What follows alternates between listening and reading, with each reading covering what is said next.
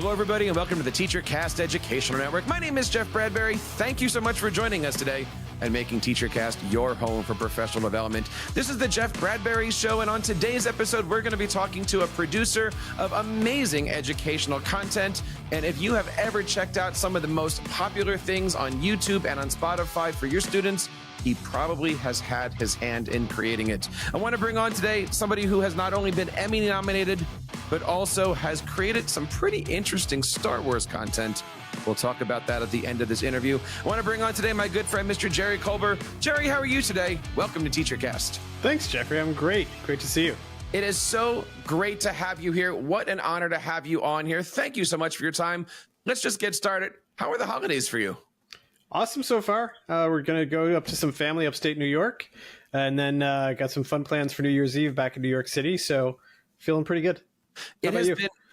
Things have been great here as we're getting started. We've got a lot of triplets and stuff coming in, and the holiday season's over here. They're getting excited. They're building things, and they are into basically the same stuff that we're going to be talking today. Education, educational content. They're getting into podcasting just like Dad here. Talk to us a little bit about your life. You have had a fantastic career. Reading down everything that you've been getting into, it seems like everything that my kids are interested in, you've had a hand in creating. So first of all, I want to say as a dad, thank you for all the great work that you're doing. But you've been through an awful lot. How did Jerry get started with everything?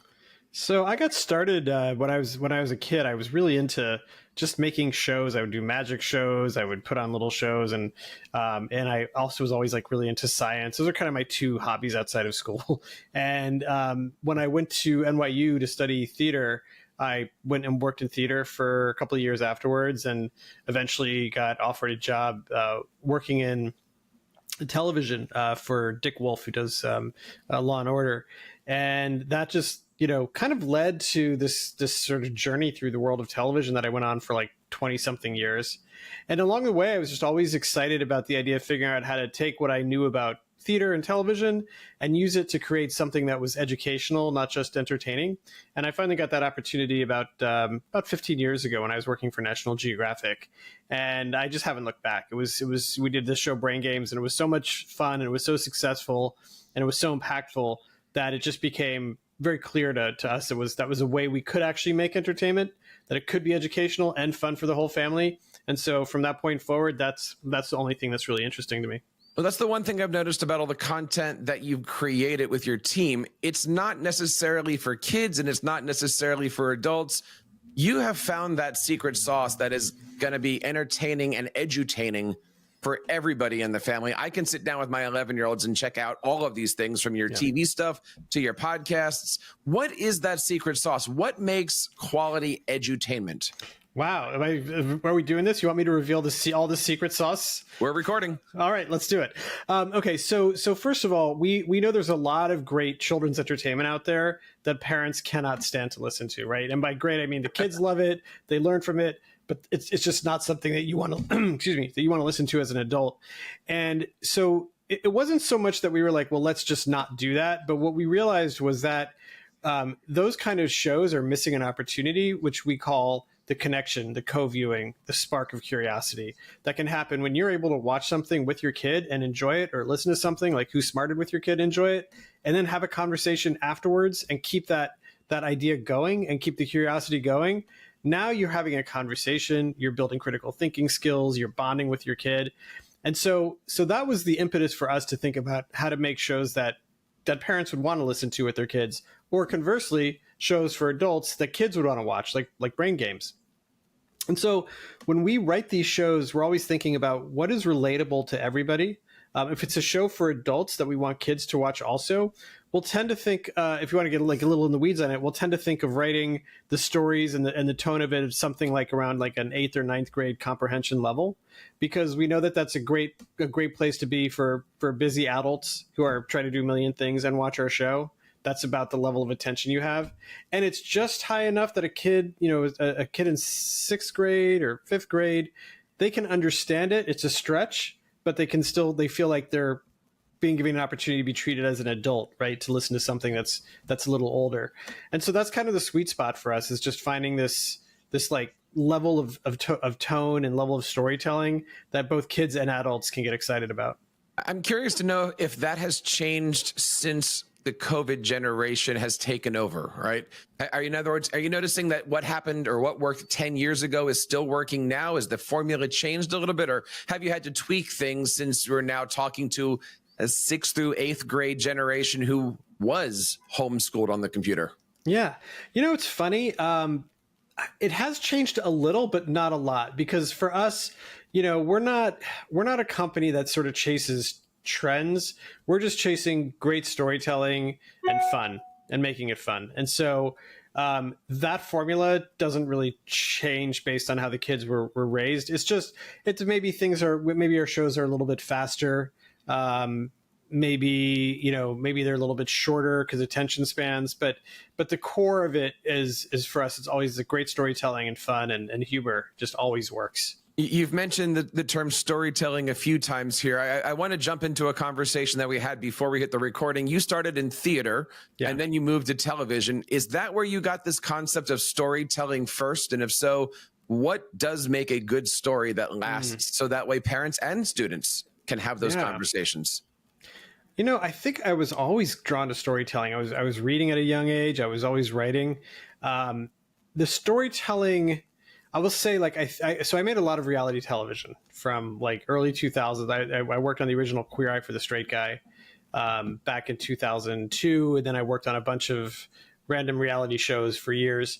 And what I realized from those shows was you have to be able to walk into a room with people who there's no script, there's no character, and you have to figure out how to create story that's relatable. And from that experience working on those shows, I think that's where I really started to hone my ability to make something like, neuroscience or space or learning about the human body. That's where I started to learn how to make those kind of topics really fun and relatable. Was from all that work I did on reality television. So I think that was a big part of the evolution for me. As far as making those stories, do you find any transition between theater, television, and now the success that you're having in the podcasting medium? It's still all storytelling, but are you finding that there's any similarities, or are they just 3 separate medium? No, they're so similar. That's the thing. Great story. I mean, if you go back to great story structure, go back to the Greek theories about story, it still works. Act 1, Act 2, Act 3, right? So Act 1, there's a new a journey. There's someone you're meeting. There's some challenge they're facing. Act 2, they go into the dark forest and face the challenge, or into the cave and they, face the enemy or whatever's in there. And then in Act 3, they return home with new knowledge and the world has changed, right? That's your basic story structure. And then if within that you can create great characters that feel relatable and fun or funny, or like someone you'd want to hang out with, or someone you want to root for, or someone you want to root against, you've got all the ingredients for great storytelling. That's true in theater, film, television. We hear our podcast, Who Smarted and Mysteries About True Histories. People tell us all the time they feel like when they're listening to those shows, they feel like they're watching a TV show without pictures, basically. And so that's a great compliment for us, because it means that the level of storytelling we're doing is at that level. And so I think that's, there is a lot of similarity. It's just, are there pictures? Are there not? Are there live actors? Are there not? But great storytelling is great storytelling. I completely agree. And over the last, many years here, working with teachers, working with podcasters, working with teachers who have aspirations to be podcasters, I keep saying it's a lesson plan. Like every time you put on a show, it is, who is the hero? What is the hero trying to do? How are they getting through their struggles? And what is that resolution to it? Doesn't matter for me if I'm having an interview with somebody or teaching middle school or working in a PD session with a bunch of adults. It is that story. How are you going to introduce something and get them through the content? I'm curious, growing up, what were some of your favorite stories? Oof, that's a good question. So I was actually really heavily into mysteries. I loved the Hardy Boys books. I loved the Encyclopedia Brown. My absolute favorite story as a kid was an Ellen Raskin book called The Westing Game, that I could read that now and still love it. I loved anything kind of science fiction. Asimov was very big for me. But my favorite thing was Choose Your Own Adventure books. I love. I don't know if you remember those, but Yes, I do. yeah, they were like books for people who don't remember them or too young. There were books where you had to make choices every couple of pages, and it would tell you to go to the next page. And I think from that, I really just started to understand the way that stories can branch. I didn't know that at the time, but in retrospect, that taught me a lot about like how stories can change and still get you through the 3 acts of storytelling. I'm always curious about how, again, thinking that this is a lesson, this is a podcast, how long do things last, especially where, like currently I'm teaching middle school and our periods are 45, 55 minutes, something in that.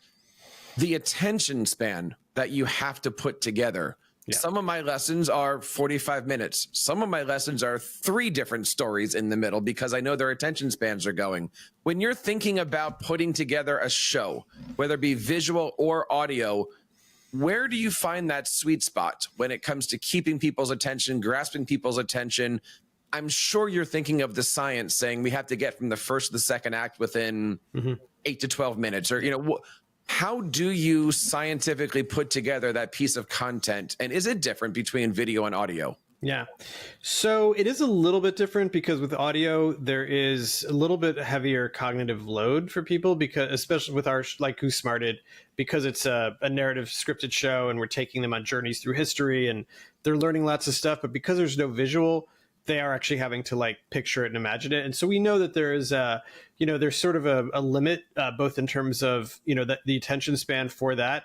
And then there's also, we've just found from doing, hundreds and hundreds and hundreds of episodes of this kind of programming over the last 15 years, we've discovered sort of an intuitive sense of how much information you can give somebody during an episode before they're like, enough information, thank you.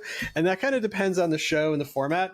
But I will say that we found with Brain Games and Brain Child, which we did on Netflix, you get about 2 or 3 minutes per topic, and then you got to move on, because you're delivering, pretty intense amounts of information. And that's like 2 or 3 minutes of that, and then move on to the next topic. You may not notice it as a viewer. Like we shift sometimes using, music, or a graphic comes up and then we kind of reset your mind. But we were able to work with a lot of psychologists when we started designing these shows to understand how the human brain processes information, how story encodes information differently. And so all of that work kind of gets baked into our shows. And so, yeah, we're always kind of checking to see, like, is the length right? Are we tuning out? Are people telling us things are too long or too short? But you kind of just get a sixth sense for it, Where do you find the sweet spot is as far as time and length? I mean, even here, people always ask, well, how long are your shows? And I try to go like 20 minutes, 45 minutes, because that's about the length of time somebody's driving to work. Yeah. Yeah. For you, you're looking at 8th graders, you're looking at 5th graders. Like, where do you find that sweet spot? I mean, obviously the analytics will tell you when people are finding things and dropping off and stuff. Where is kids' content these days? So for the 7 to 10-year-olds that are the sweet spot for Who Smarted and Mysteries About True Histories, it's around 15 minutes. That's the length that really works. It's long enough to really explore a topic and take them on a journey, but short enough that they're not going to get bored. We did one show for small kids, for like 3 to 5-year-olds, called Deep Blue Sea. That was for Spotify. It was an audio show all about fish in the ocean. And that show was much shorter because those children at that age have a shorter attention span. So for us, our sweet spot, the 8, 9, 10-year-olds, it's about 15 minutes per episode. Where do you adults? Sorry, I was going to say adults can be longer, obviously, but where do you come up with all your topics? So initially it was just myself, my co-creator, co-producer, partner in all things, Adam Tex Davis. And then we brought on a few more people for Who Smarted.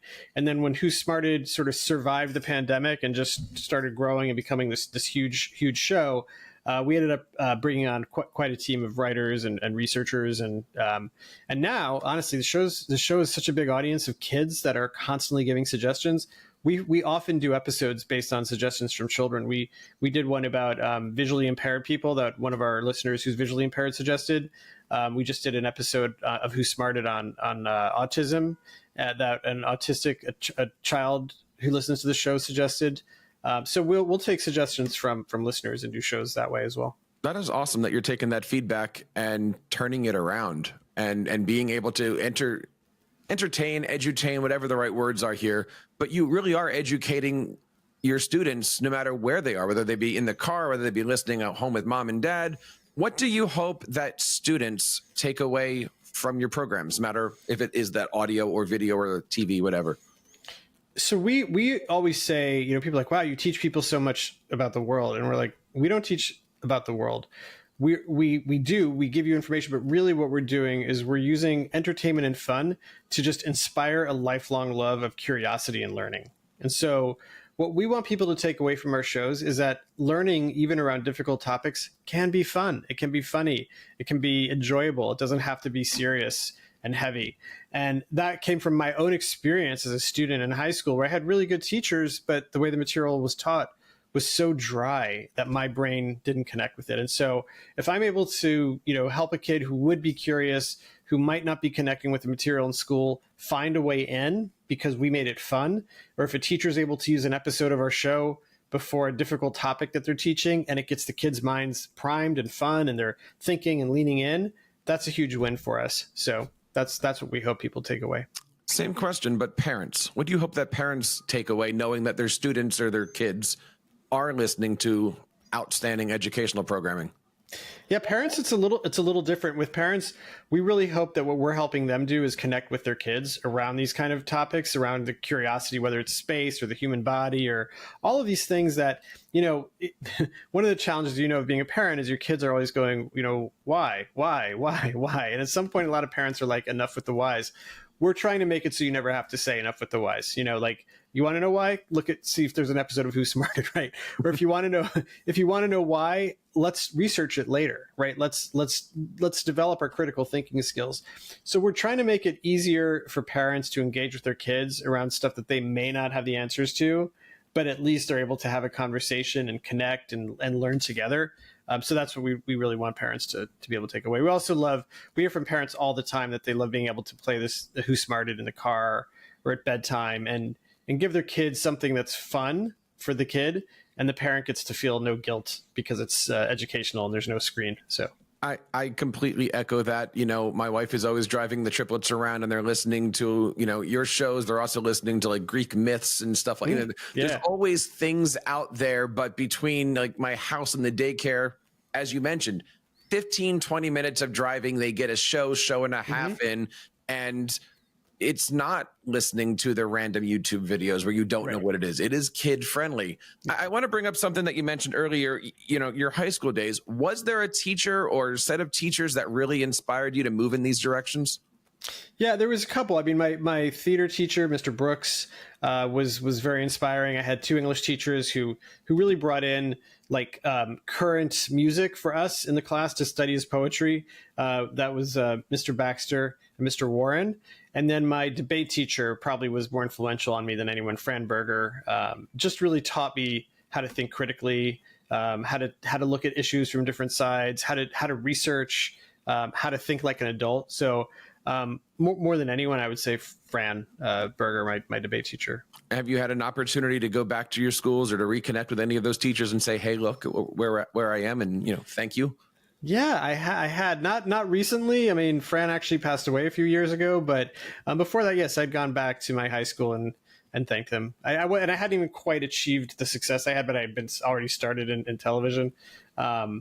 So yeah, but recently, no, I haven't. I don't know if they're all still around, to be honest. But I do thank them wherever they are. For the teachers out there who are listening, what skills can we be helping our students learn so that way maybe they could have a career in entertainment or edutainment, podcasting, TV? What do you hope that this generation walks out with so they can maybe intern for you one day?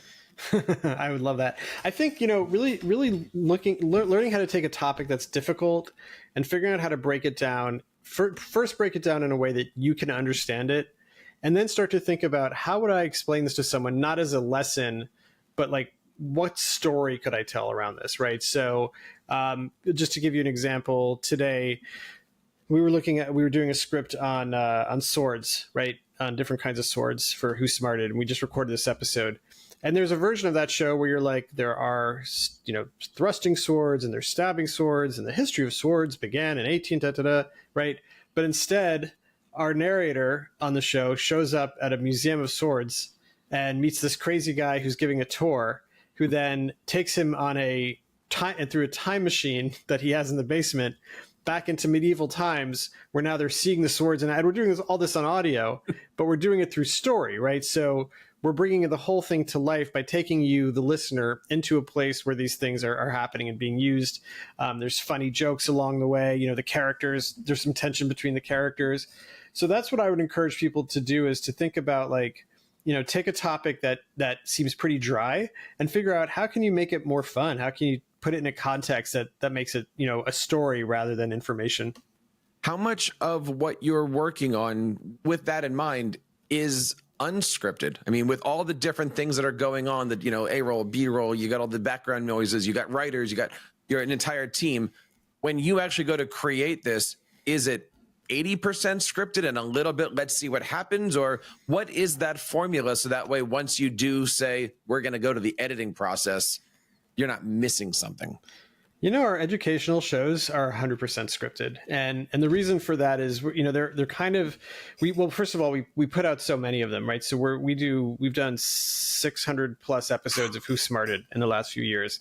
And every single one of those is a unique world with unique characters and a unique sound design. So just on an efficiency level, to make that happen, things have to be pretty buttoned down. But the other thing is, because they're educational, right? So you can't really improvise, because they have gone through fact checking and they've gone through researching and multiple layers of writers and all of that. And so by the time you're in the booth recording it, you really have to just trust that the material on the page is not only flowing as a story, but that the material is accurate and correct. And so we don't encourage a lot of improvisation in those shows. What happens if you're in the middle of doing these recordings and you have a great idea? Do you still stick with the script, or is there any room in your team to make that left turn and go with it? I would say early on, we would make the left turn and go with it. What we found is that, because, just to give you a sense of like how these are done, like someone comes up with the idea, then the writer writes the script, it goes to our head writer, they work on it, goes back to the writer, then that script gets parceled out to 5 or 6 actors, none of whom no one's in the same room, right? And so it's all done remotely with people at their home studios. And so the challenge that we realized was, some actor could have a great idea and they change the line, and then they got to call the writer, and then they say, well, that actually changed this other line, so now you got to call this other actor and change and so there's this ripple effect. And it was fine early on. We were doing a few episodes, a week, but now we're it's such an ongoing, like, heavy output that we just don't have the bandwidth to do that. So we stick to the script. That really is that stick to that script. We stick to the script. Get it done. Yeah. I'm curious, as you've been doing this for a little bit of time here, how has technology evolved for you? Like, what was the original genesis of this looking like? Was it pen and paper? Were you doing this on Windows, on Mac? And now we're in the world of AI. Yeah. How has the evolution of technology changed the way that you've been able to tell stories? So the biggest change for us has just been the ability to work remotely. Has just gotten every year it gets better. We started this show in 2020, so the technology hasn't changed that much, other than the fact that AI exists now. But we don't use AI at all on Who Smarted. We have experimented, and of course, everyone's always like, "Let's try this, let's try that." AI could do this, but the problem with trying to use it on a show like Who Smarted is each episode of Who Smarted tackles a new topic in a new way, right? And there are some characters that are consistent in the series, but then there's new characters in every episode. And so it just doesn't really work as a storytelling machine, I guess you could call it that. And it certainly doesn't, we really like hiring actors and working with live actors for these things. We just don't see AI for us replacing that anytime soon. So maybe we use it for a little research or, brainstorming assistance. But to be honest, we haven't really embraced the AI in the production process. What has the collaboration process looked like? I mean, you said it's only been a couple years, but Could you walk us through your workflow? You're running Google Docs, you're on Microsoft. Like what are the? Let's get a little nerdy here for a second. What does the nuts and bolts look like? Let's go in the weeds. So we use an app called Monday.com for managing sort of high level where each show is at, each episode, and then we keep all of our scripts in Google Docs. We have a shared drive with about probably 80 people on it at this point between actors and writers. So all the scripts live in Google Docs. When the material gets recorded, each episode has a folder on Dropbox, and we use an audio software called Pro Tools for recording. And so every actor drops their piece into the episode folder, and then we have a sound engineer in Europe. Actually, he moved to Europe, but he's over there, and he first assembles everything, and then once the episodes are vocally assembled, they go to our wonderful sound mixer and sound designer, Josh, who now lives in upstate New York somewhere. And he builds the sound world and the mix and all of that. And then it goes to someone who just moved to Spain, I think. And she does the actual posting of the episode. So there's a whole workflow, but everything mostly lives in Google Docs and Dropbox. That's amazing that it's, and again, it's the same technology that we're using in school, right? Google Docs and a lot of storytelling. And you have me thinking here, I've been doing this for 13 years, and that was well before the Spotify's came along, well before podcasting was an industry, if you will. Yeah. And I don't know what the best way to ask this question is, but I'm just going to throw it at you.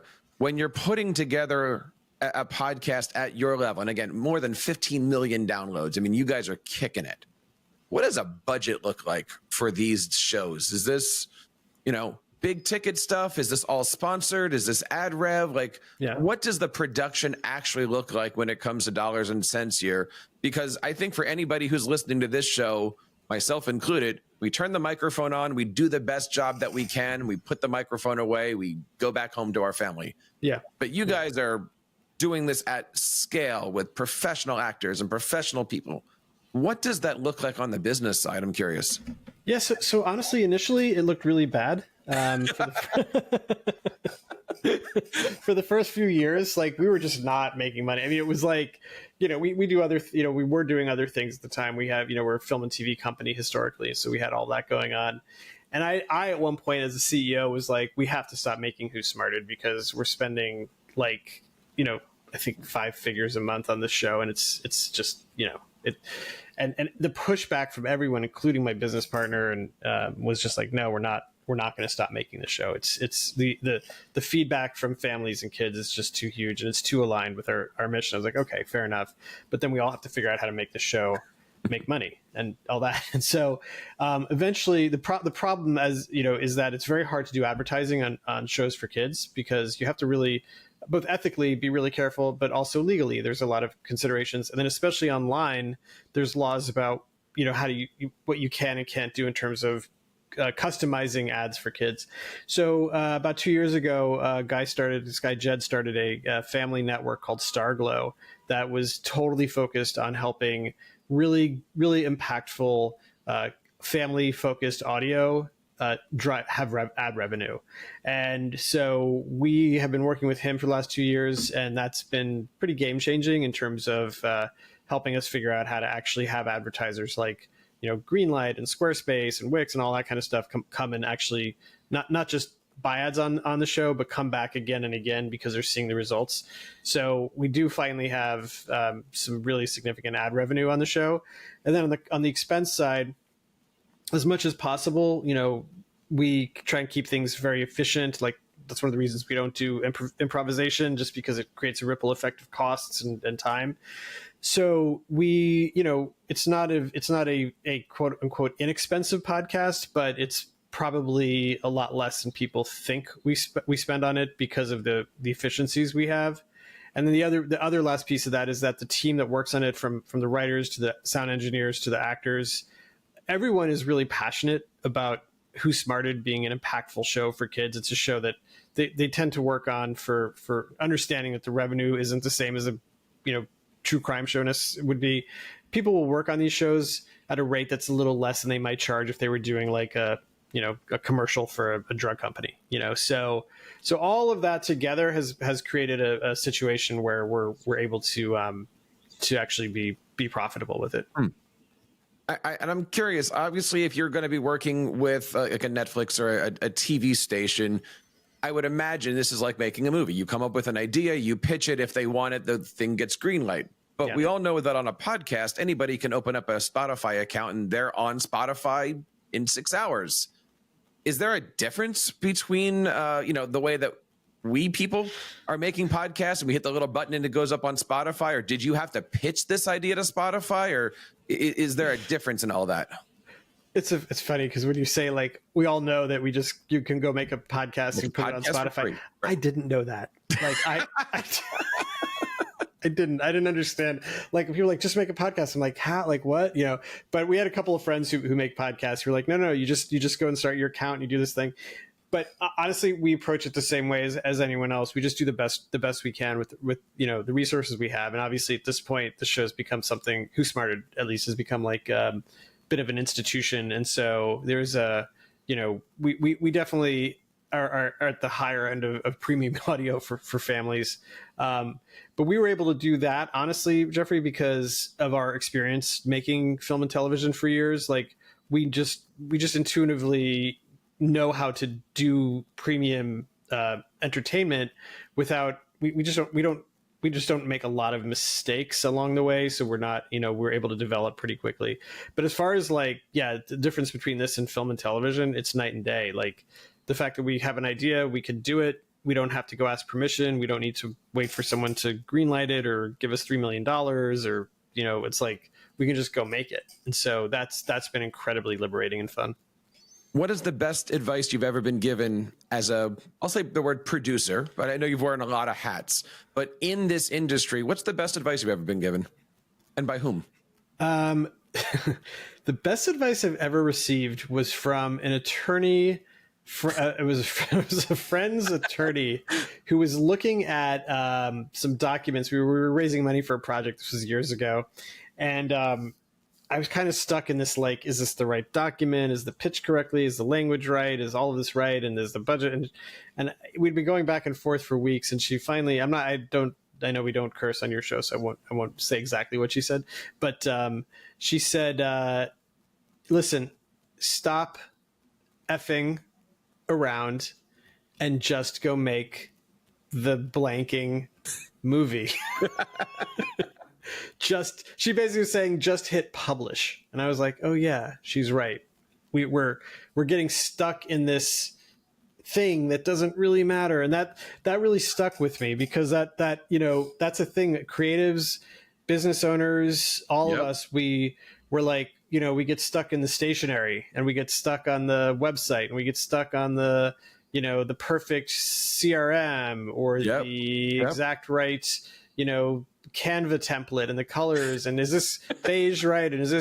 And all of that is all you're doing is you're delaying the inevitable, which is hitting publish. Right. And so I have trained myself to hit publish sooner than I probably should sometimes. But, at some point you just got to put your stuff out in the world because nobody's grading you as an adult. There's no jury out there waiting to say like, ooh, you should have messed around with this thing in Canva a little longer. Your website isn't good enough. No one cares. If your content is good and you're providing value to people and you're providing whether that's fun or entertainment or education or all of that, that's all that matters, or something useful, providing a service. But that is the best advice I ever got was basically just hit publish. I love that. And I will say, no matter how many people, podcasters included, that I've asked that same question to, they all give the same answer, which is some variation of just make good content and people will listen to it and people will find it and people will share it. Just make good content. Yeah. I've had so many people say, oh, I want to start a podcast, but I don't have a microphone like yours. I was like, well, first of all, this microphone, this Yeti mic, which I think was like $80. Mm-hmm. This microphone, because people see me with the SM7B, which is a very expensive microphone, and it's a wonderful microphone, and that's what I use. This is what I used to do the first 60 episodes or 80 Yep. episodes of Who Smarted during the pandemic in my closet. Like Yep. that's what I was, that's how we did it. And you know what? You go back and listen to those. I honestly, like, unless you really are thinking about it, you wouldn't know the difference. I mean, yes, the nicer microphone's better, but you're not paying attention to the microphone. You're just paying attention to the fact that it's a good story and it's fun. And so that's what I tell people. Like, you can, I don't have my phone here, otherwise I pick up my phone. You can record using your voice memo app. The microphone on an Android phone or an iPhone is good enough that you could literally sit there, record yourself for 7 minutes at your podcast episode and upload it. And if it's good content and you're providing something interesting, no one cares. That is the very reason why, and I don't know if you can see it in my background, but right behind me, I have my original Yeti. It's the first mic I used. I used it for the first couple of years. And honestly, I put it in the background so that way, as I'm doing these interviews and as I'm looking at you, it's always right there. It's always the don't forget where you came from. And it's always it's always there. And also to echo what you just said, people always asking, what do I need for a podcast with my kids? And I'm going, your Chromebook has a microphone. Just use it. Like, you don't need a budget. Just use what's right there. The record app on your phone is awesome. Listen, the record app on your phone is better than any microphone that any radio personality used in 1955. Yes. Right. So, like, it's fine. Use it. I want to flip that question on you and come at it from a different point of view.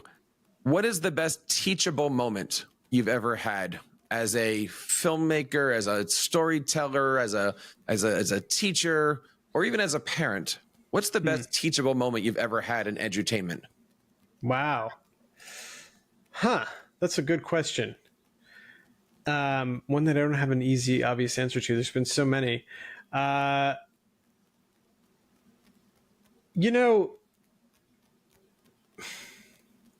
when we were making Brain Games, the line producer on a TV show is the person whose job it is to make sure the show comes in on time and on budget. Nobody notices. That's actually how I started in the industry, and nobody really notices you until things are over budget or over schedule, and then all of a sudden you're very important to everybody. So on Brain Games, our line producer was looking at our scripts, and she was saying, "You guys, there's no way we can't shoot these scripts in 3 days. They're 40 pages, and we'll never get through them." And I was like, "It's fine, because we'll just cut as we go." And she said, no, I know you're not going to do that. Like, nobody ever cuts pages. And Adam, my business partner, and I were like, no, we're not those guys. Like, we literally, and she came and she was hovering over us because she was so worried that we were just going to have these like incredibly long days that were going to get her in trouble with the network and go over budget. And literally, like 8 or 9 hours in, we realized we're not going to make the day. We're not going to make our pages. And she goes, "See, I told you." And we said, "No, give us a minute." And so we go over there and we literally start ripping pages out of the script. Like, we don't need that, cross out this line. Like, in like 5 minutes we rejiggered everything. And she's like, "Oh my God, like, you guys, I believe you now. Like, I've never seen anyone do that." And I said, that's the thing, is like, if you're not precious about each detail, but you're precious about the outcome, right? About the impact. If we didn't do that, if we didn't take those pages out, we wouldn't have finished the episode. There'd be no episode. And so I think that's sort of goes hand in hand with talking about just hitting publish, is not being precious. Be whatever you are shooting, whatever you're recording, make it as good as you can with the resources you have. And that means time, money, people, equipment, all of that stuff. But if you run out of any of those things, then figure out what you need. Go back to the core and the essence of the project and make sure you get that. And everything else is just decorations on the cake, and you don't need it. And it can go away. Do you prefer projects that are fully scripted, or do you prefer projects that are a little open-ended? I prefer any project with great storytelling. So I don't care whether it's scripted or like we do adult podcasts that are unscripted, conversational. And those are just as much fun and just as interesting to me. I want to ask you about a project that you have been connected to. Back in 2010, you were a producer on a little film about people who were really into Star Wars. Jedi junkies. What do you remember about that? And what were you thinking when you're sitting there and all those people were in metal bikinis? So one of my good friends from NYU, one of my best friends, Mark Edlitz, he's a Jedi junkie, and he asked me to make this film with him.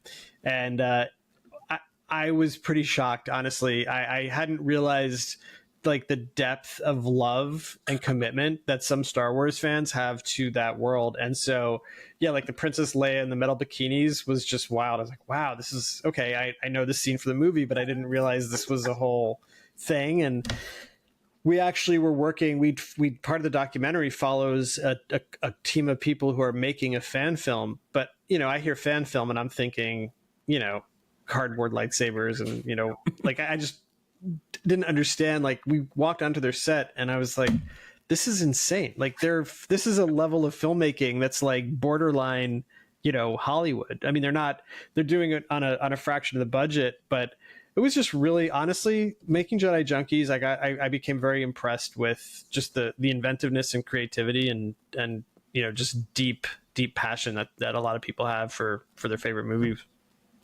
Do you have a favorite moment for Star Wars?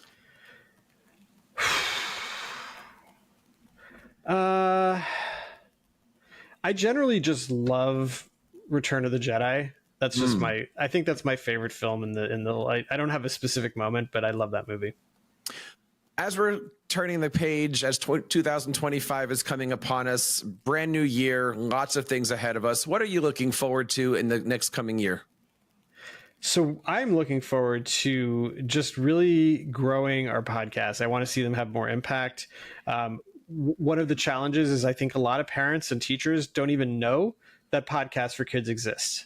Because once they find a great show they love, whether it's our shows, Who Smarted, or Mysteries About True Histories, or Kid News, or, you know, Wow in the World, or whatever other show they find, they get hooked and they love it. And they're like, wow, this is great. Screen-free entertainment that's educational. So one of my missions for 2025 is to just grow awareness in general. I mean, one of the reasons I wanted to talk to you was just to let people know we're out here, you know, we're telling stories in interesting and innovative ways. And so that's a huge thing for us. And then just, you know, continuing to make great content for families. Let's talk a little bit more about that. Where can somebody find out more information about the great work that you're doing and some of the shows that they could be sharing with their students? Sure. The best place to go for Who Smarted is any podcast app has it, or you can go to whosmarted.com. For teachers in particular, we know that they love to use the show in classrooms, but they don't like to have ads playing. So we offer a totally free subscription to Who Smarted Plus for all educators. And that they can get that at whosmarted.com. If they click educators, they get an instant free subscription to the ad-free version. And then the other show, Mysteries About True Histories, also just search it up in any podcast app and you'll find it. Certainly going to make sure that we have links to all of that over on our shows. You can find more information about this and other episodes over on teachercast.net/podcast. Talking today to the great and legendary Jerry Kolber. Jerry, I want to say thank you for coming on. Please make this our first episode. Would love to have you and your team on to talk more about these great things. I'll give you the last word to anybody that's out there listening, especially around the holiday season. What's the one piece of advice that you have to say to teachers and parents this time of year? Be patient with your kids. You're going to be around them a lot. So be patient, have fun, you know, look for opportunities to go down rabbit holes that inspire curiosity, but most importantly, have fun, be present with your family and friends, and have a great holiday season. Jerry, thank you so much for being a guest on the show today. Thank you, Jeffrey. This is awesome. And that wraps up this episode of the Jeff Bradbury Show. On behalf of Jerry and everybody here on the TeacherCast Educational Network, my name is Jeff Bradbury, reminding you guys to keep up the great work in your classrooms and continue sharing your passions with your students.